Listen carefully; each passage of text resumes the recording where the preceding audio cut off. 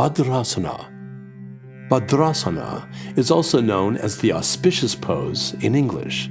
This asana helps to make both your body and mind firm.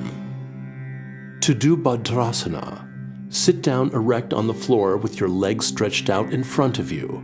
Keep your hands beside the hips and palms resting on the floor. Be careful that the weight of your body is not fully on your hands. This pose is called Dandasana. From this posture of Dandasana, slowly release your breath while joining the soles of your feet together.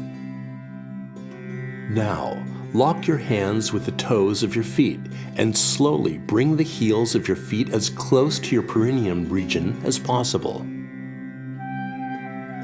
In doing so, if your thighs are not touching the ground, then you can support them by keeping a pillow underneath them. Bhadrasana is Viramasana, the state of sitting in one position for a long time. Close your eyes in this position and breathe in and out normally. Bhadrasana keeps the body firm and the mind steady. It strengthens the bones of the knees and hip joints and also reduces pain in the knees. It also helps to remove any kind of stress in the stomach.